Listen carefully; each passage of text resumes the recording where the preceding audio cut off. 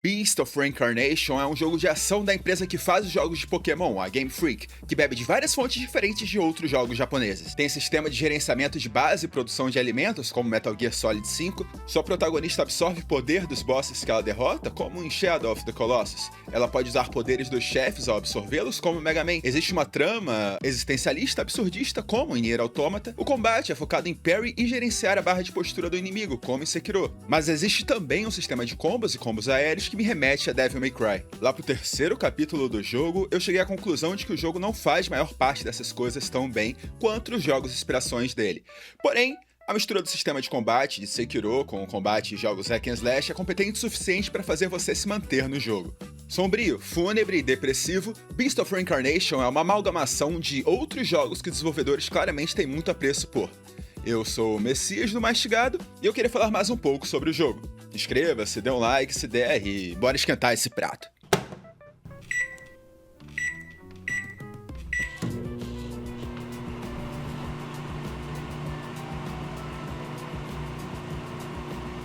Beast of Reincarnation se passa nesse mundo pós-apocalíptico, onde a nossa protagonista Emma é encarregada de acabar com uma doença chamada pestilência e o titular monstro da reencarnação, porque toda vez que esse monstro reencarna, cai um cometa no mundo que sempre mata a maior parte da população, e é também o que resulta nesse mundo de ruínas urbanas da história. A Emma tem uma equipe num robô gigante chamado Caminhante Purificador, que ajuda ela a completar a missão de matar as feras que criam a pestilência, conhecidas no mundo como No-X.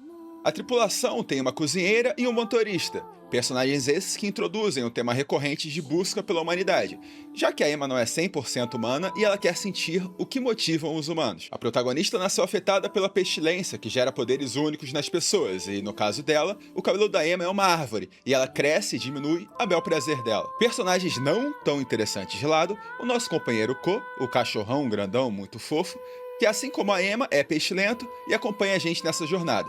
A relação que os dois têm é um grande ponto positivo do jogo.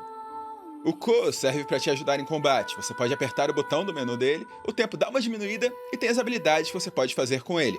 Ele pode quebrar a defesa dos inimigos, interromper golpes indefensáveis, jogar inimigos pro ar para tu fazer combos aéreos, ele destaca itens no mapa que estão próximos. O Ko é um ótimo garoto. Que bonitinho! Existe uma barra de laço que você constrói com o Ko, sendo falando com ele, dando carinho ou tomando banho.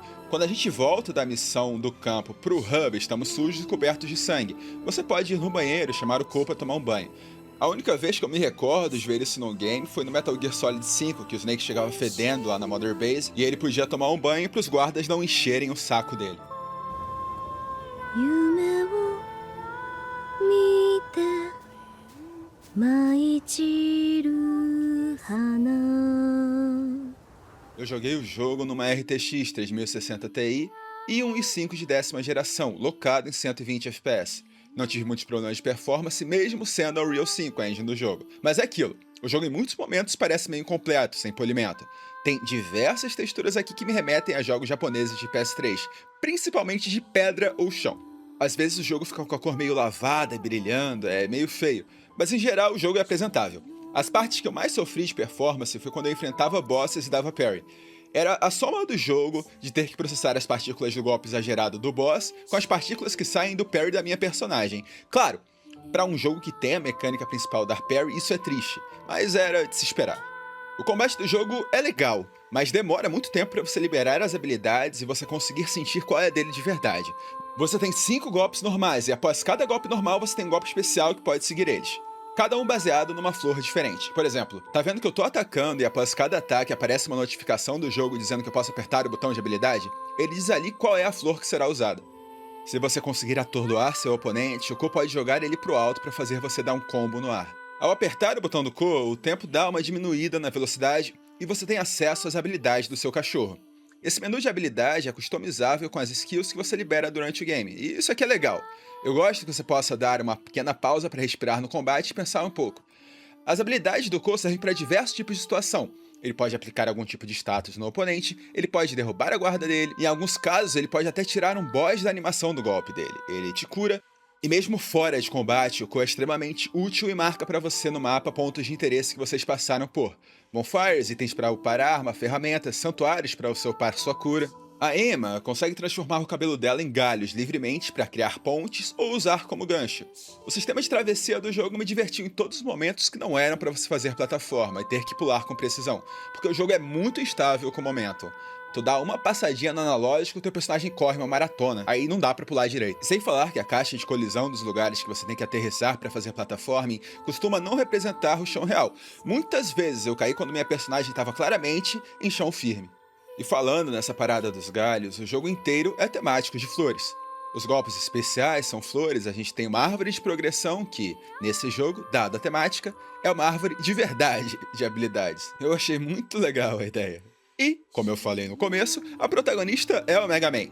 Ela absorve os bosses e sempre que ela absorve um boss, aparece uma flor nova e diferente no cabelo dela.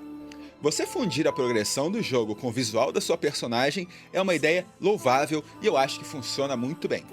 Porém, teria sido ótimo se esses encontros de chefes tivessem sido mais marcantes. Isso traz a gente para um grande problema do jogo. O número de inimigos normais é muito pequeno. Em essência, todos eles fazem a mesma coisa. O jogo tem 3 tipos de inimigo: robô com espada, bicho selvagem maculado pela pestilência e inimigo voador. E esses 3 têm variações de skin, mas todos fazem as mesmas coisas e têm pouquíssimos golpes, enjoa muito fácil. Mas eu tô falando dos inimigos normais, porque a parada piora quando falamos de chefes. O jogo te introduz 3 ou 4 chefes e todos eles são reutilizados em outros capítulos do jogo.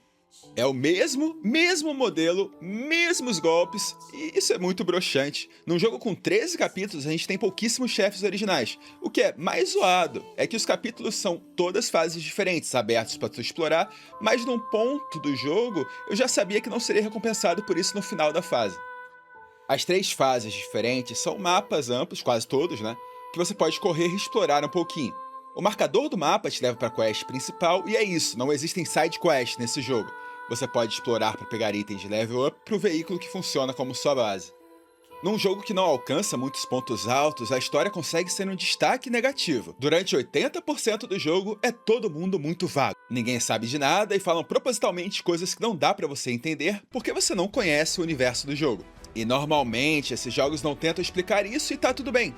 Esse aqui já faz muito diferente, porque ele usa muito diálogo e cutscene. Mas, infelizmente, o último quinto inteiro do jogo tenta explicar pra você tudo da história do jogo de uma maneira corrida, anticlimático. Essa reta final do jogo, as últimas 5 horas, foi essencial para eu pensar menos do jogo. No que a história vai ladeira abaixo, a jogabilidade também vai. Tem vários momentos que tem algum NPC falando contigo pela escuta e a Emma não consegue interagir com nada, portanto ela fica presa até o diálogo acabar. Você não pode ativar a bonfire, interagir com itens, você fica lá até o diálogo acabar.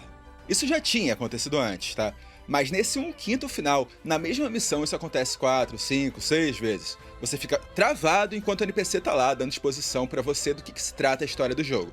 Se fosse pra fazer assim, fazia cutscene. E falando em cutscene, é importantíssimo dizer que você não pode pular as cutscenes do jogo. O que prejudica bastante o New Game Plus, porque esse jogo tem umas cutscenes de 10 e 20 minutos que eu não tenho o mínimo interesse de ver de novo.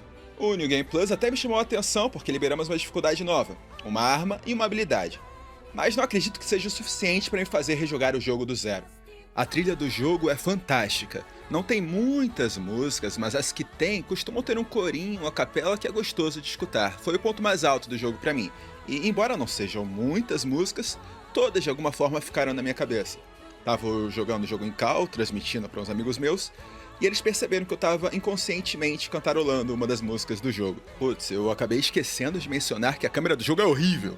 Esse tipo de jogo já costuma ter câmera ruim, Mas costuma piorar em Souls quando está enfrentando boss gigantes. E aqui só tem inimigo grande, então a situação fica pior dobrado. O jogo tem esse tom fúnebre, em 20 horas de jogo não existiu uma piada ou algo que me fizesse rir ou sorrir. O jogo tenta emular o estilo de roteiro e diálogo do Yoko Taro, mas não entende o que faz o Yoko Taro funcionar nesse estilo.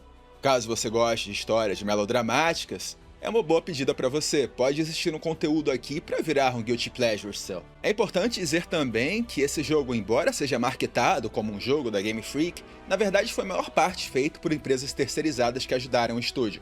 Eu penso que a Game Freak trabalhou principalmente na direção artística do jogo e maior parte foi terceirizada. Mas não é porque é terceirizado que eu vou perder a oportunidade. A Game Freak é uma empresa medíocre que faz jogos medíocres, isso não é novidade pra mim, isso não é novidade pra você. E olha só, dessa vez não foi diferente. A nota que eu dou pro Beast of Reincarnation é um 6 de 10. Tem um prato gostoso aqui lá no fundo, mas compraram ingredientes baratos para fazer ele e não ficou o tempo que precisava no micro-ondas. E aqui vai um tomar no cu específico para Game Freak, né? Porque cansados de fazerem jogos medíocres de Pokémon, foram fazer jogos medíocres de uma nova IP. Nessa vida não deu, quem sabe na reencarnação. Obrigado por assistirem a review. Eu sou o Messias do Mastigado e adoraria que vocês deixassem o like, se inscrevessem. E agradeço também ao meu mano Vortex por fazer as thumbnails desse canal pra mim. Agradeço a atenção e até a próxima refeição.